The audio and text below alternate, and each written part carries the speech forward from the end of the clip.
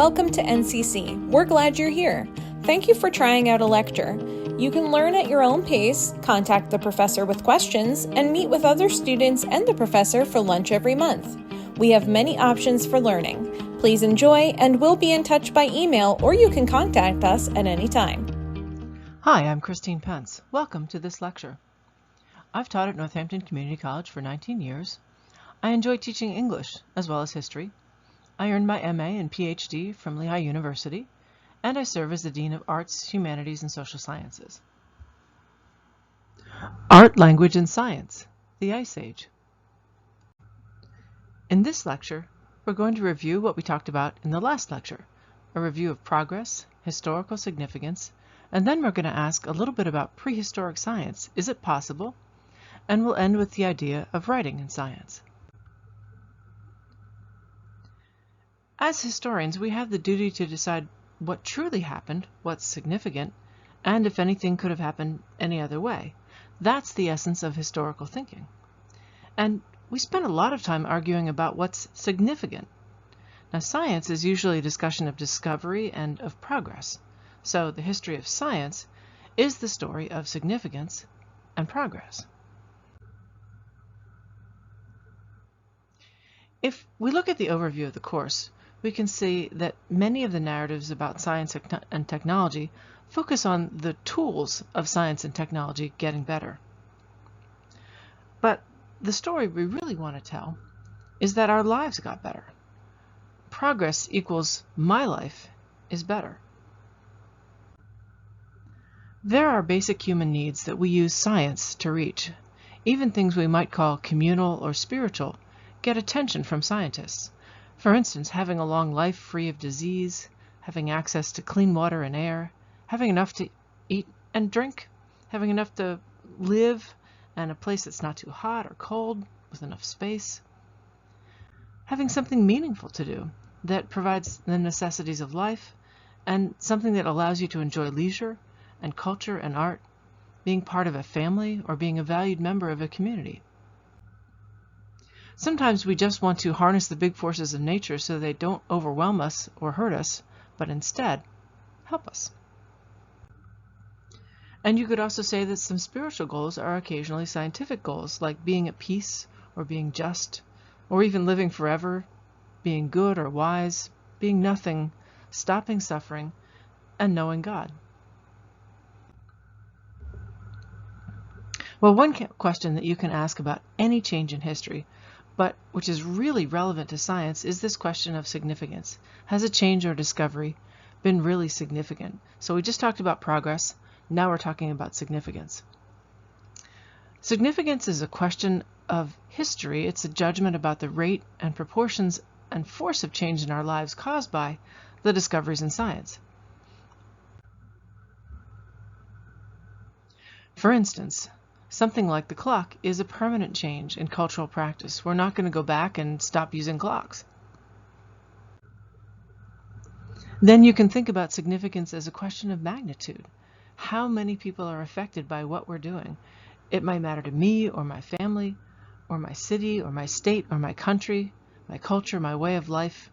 It matters even to my civilization. Then there's something you could call potential. Some innovations contain enormous future potential growth, like the printing press.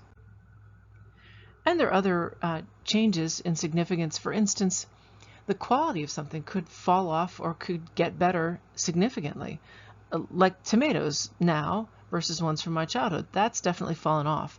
Tomatoes from the garden taste way better than the tomatoes that have been sent on a truck across the country. You could ask, does something feel, taste, or function differently? That's a question of quality. So we said permanence and magnitude, potential and quality are the terms by which significance is discussed and evaluated. But there's also negative significance. You could say someone or something is gone. Some avenue to a benefit can't be pursued. Someone is in power who just wouldn't otherwise not be in power, or some structure is impossible to undo without a lot of time and trouble. This is a kind of significant loss. All right, now let's get back to our definitions. We had said last time that science is tool-assisted knowledge gathering for the purpose of explaining mysterious causes and effects. Now I'm going to give you another definition here.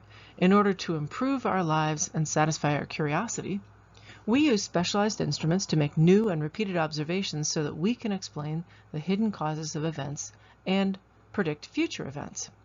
So these are two definitions, and if you look at them, you can see that observation and repetition are in it. Information storage is part of it. Tool-assisted knowledge gathering, instrumentation is part of science.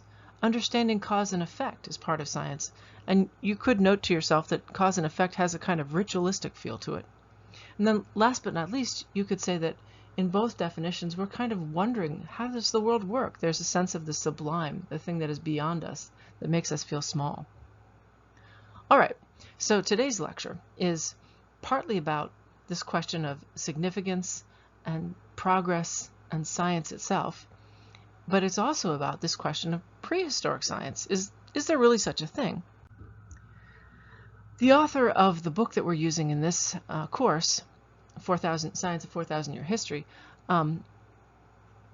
she starts with Babylon. Patricia Farrer, her name is. She starts with Babylon, which is a society that did record keeping of the stars. And she says you really can't have science unless you have an organized society that has a written language and kept records of observations that you can go back to. And I think she's right, but I also think that science is a kind of problem solving. And so I wanted to challenge or think a little bit about this idea of science in prehistory. For instance, what are the problems that we've solved in prehistory? And there's evidence that we solved them. Tools and eating, extinction and domestication, observation of animals and people, and the passages of time. Let's take a look at that. So first of all, just a quick look at the map of the tools of finds and fossils for one of the modern human precursors, Homo erectus. So pretty early on, wherever humans seem to be, maybe not modern humans, but someone certainly part of the human history, as soon as you find them, you find tools together with them. And you can see that all the way around the world. I think that's just interesting to look at.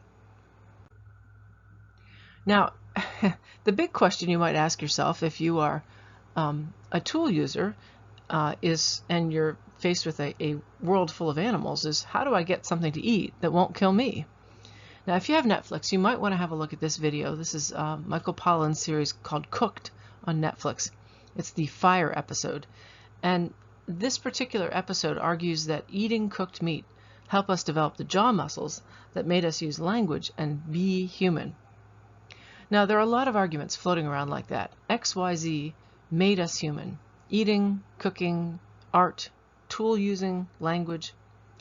There's some kind of feedback loop that made us become fully human. Now, this is not the argument that I'm making in the course, but it's really one you might want to ponder. Can doing something change who you are? Now, most of us would say both no and yes to that. Well, my argument in this little section is really that there is evidence of a particular kind of thinking that shows up before written history and which is necessary for pursuing science as we have defined it so far. So much later, around 20,000 BCE, one of the consequences of effective tool use appears to be the extinction of the cave bear. In other words, humans are not only finding something to eat, they are ensuring that there are fewer opportunities to be eaten. They're actively controlling the environment.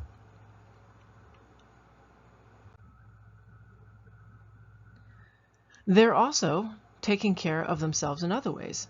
I think that the long-haired Turkish Angora goat, pictured here, is a kind of walking sweater, and it would certainly inspire me to domesticate it if it got cold outside. And if I could get a dog to help me hunt, so much the better. At Johns Hopkins, the Center for a Livable Future has a food systems primer. It's a website, and it's interesting, and this is what it says about domestication and agriculture. From as early as 11,000 BCE, people began a gradual transition away from a hunter-gatherer lifestyle toward cultivating crops and raising animals for food. The shift to agriculture is believed to have occurred independently in several parts of the world, including northern China, Central America, and the Fertile Crescent. So, in various parts of the world, people are thinking to themselves, I think I'd like to have some animals to help me make it through this cold, dark, difficult world. Let's pause, though, and step back to 30,000 BCE, the Ice Age, in a cave in France, Chavy. Discovered in 1994 by spelunkers and named after one of the discoverers, this cave has something other than domestication, eating, or tool use. Just take a look at the incredible beauty and power of these representations and how easily these species are recognized. These are species that we can name. Some of these paintings required some kind of scaffolding to paint on the ceilings of the cave, and some parts of the black lines are not charcoal, but manganese, which came from 150 miles away. So here we have a reaction to the environment, to nature, to food sources. But for what purpose? There's effort and work and intensity here. Some of these paintings required some kind of scaffolding to paint on the ceilings of the caves, and some parts of the black lines are not charcoal, but manganese, which came from 150 miles away. So here we have a reaction to nature, to the environment, to food sources, but for what purpose? There's effort and work and intensity here. Really with absolutely no proof whatsoever, because nobody wrote anything down, I feel as if the artist really liked watching lions hunt because he did draw them. Art brings us into the presence of a mind at work, considering and feeling, and even know if we don't really know exactly what that person was considering or feeling. Well, if you've never seen these before and you think this art is fabulous or interesting, and you want to spend a moment learning more, I've put a link into a 3D representation of this cave. I will admit freely at this point that a lot of my lectures have a certain squirrel feature to them. I'm distracted by things that are beautiful or interesting for reasons other than the argument I'm making at the moment, and I imagine that you might be too. So from time to time the squirrel will appear, and I'll give you some links in the text and you can go chase them down.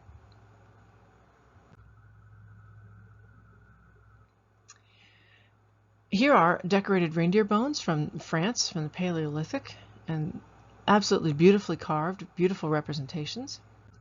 And here is one of my favorites, a mammoth made out of mammoth ivory, and I just think the trunk and the tail are so incredibly cute. And again, I put a link in here to a really nice little video that will help you if you want to see these more in depth. But what do we find humans doing before they do even animals? The thing that they do first is represent themselves. And these are the oldest images we find. They are humans putting their hands on the wall. How did they do that? Well, they did that with a kind of a bone, and they would take a mouthful of ochre and they would blow it through the bone, and they would put their hand on the wall and they blow the ochre over the hand, and they would make that negative imprint. Or they would just dip their hand in the ochre and make a positive imprint. So I just want to say at this point, I think this kind of action is necessary for science to begin. You need some kind of sense of self-concept, some kind of even a group project in self-concept, because these hands are all over the wall together. I think it matters to the ability to process the world around and ask questions of it. So for me, the ability to do science is co-equal with the ability to do art and to identify yourself as a self. Now, how else do early humans represent the human form? That's a more complex question. About 26,000 BCE is when scholars placed the first known portrait. It's possibly a woman, although that's not absolutely certain, but that it is a portrait is argued very strongly by the scholars of the Ice Age. The British Museum has a particular curator that is focused on the Ice Age, Jill Cook. And she said the reason we say this is a portrait is because she has an absolutely individual characteristics. She has one beautifully engraved eye, and on the other the lid comes over and there's just a slit. Perhaps she had a stroke or palsy, or she was injured in some way. In any case, she had a dodgy eye, and she had a little dimple in her chin. This is the image of a real living woman.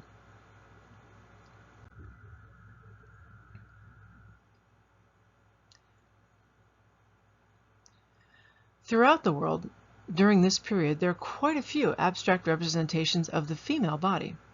The Venus of Brassempouy is famous for having a head. She's there on the left. Most sculptures do not have a face. They actually focus on the genitalia and the sexual characteristics. The Willendorf Venus on the right has this marvelously molded body, little arms resting on the tops of the breasts, and a head with just hair, no other features, and her knees and her genitalia carved out very clearly.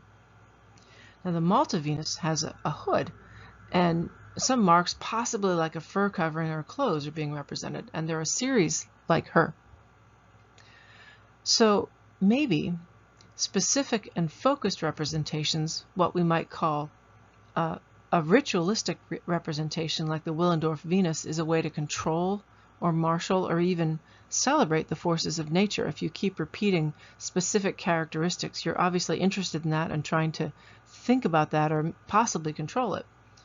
And maybe something like a realistic observation, maybe the Brassempouy Venus or the Moravian sculpture head or even some of the bison, is an attempt at remembering and representing something. It's hard to say for sure, but I would say these patterns of thinking, remembering, representing, focusing, these are things that would be required for science. And so I want to argue that people in this period had the capacity to do what we think of as science, to think, plan, predict, and to observe. And here is something that has been a little controversial, but I think it's relatively straightforward. This is a prehistoric artifact from about 32,000 BCE. It is argued to be the first lunar calendar. Someone is tracking time, someone is looking at what's going on in the heavens and representing it on something so that they can know what's going to happen next. And this particular Marshak bone was discovered by a journalist. He did all the work to figure out what he thought it was, and it's generally accepted by scientists at NASA who feature it and said this about it. The archaeological record's earliest data that speaks to human awareness of the stars and heavens dates to the Aurignacian culture of Europe, about 32,000 BC. Between 1964 and the early 1990s, Alexander Marshak published breakthrough research that documented the mathematical and astronomical knowledge of the late Upper Paleolithic cultures of Europe. Marshak deciphered sets of marks carved into animal bones and occasionally on the walls of caves as records of the lunar cycle. These marks are sets of crescents or lines. They carefully controlled the thickness of the line so that a correlation with the lunar phases would be as easy as possible to perceive.